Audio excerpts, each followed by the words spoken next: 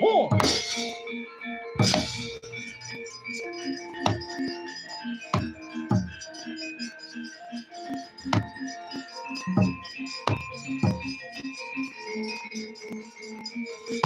Wah.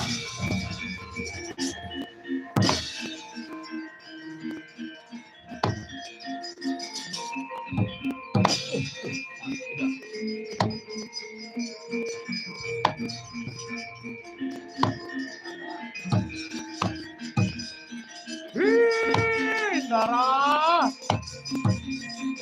Kenging napa Ndara?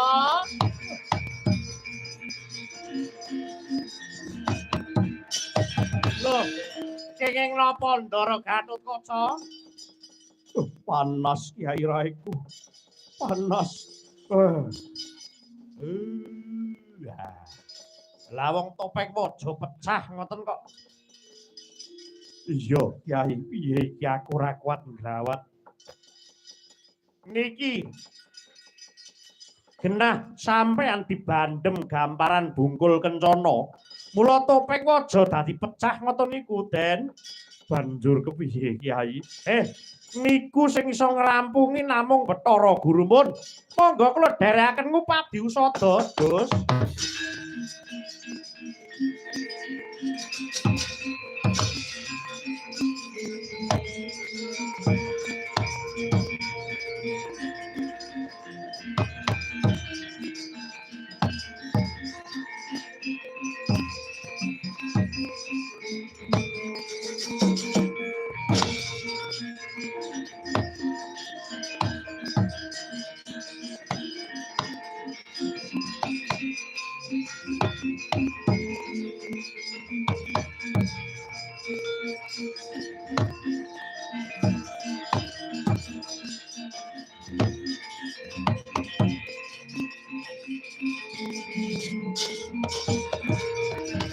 Iki ora pangkling Kakang Semaya sing munggah ana ing kayangan. Ya, Guru.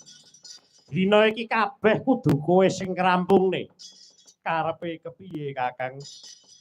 Topeng waja wis kasalira ana ing anggane Ndaraku Gatotkaca dina iki pecah kena dayane gamparan bungkul kencana. Dina iki pasuryane ngrasakne panas. Piye iki? Munggo ego pertikelmu Bathara Guru. Iya, Kakang Semar. Dina iki sak pecahe topeng waja bakal tak lironi. Tak ijoli wujude topeng perunggu kang bakal kasalira ning anggane Gatotkaca.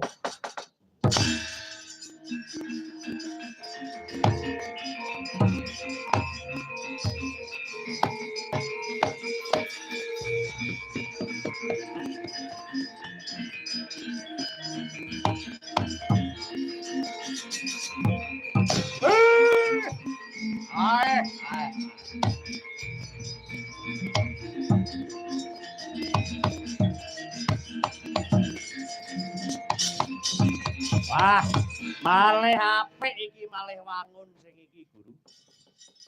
Topeng perunggu malah luwih larang regane. Iya, Kakang Semaya. Matur nuwun ya, Guru. Dina iki tak kanthi mudhun ana ing ngacapada Ndaraku Gatotkaca. Dimen ora disuraki lamun ninggalke palagan.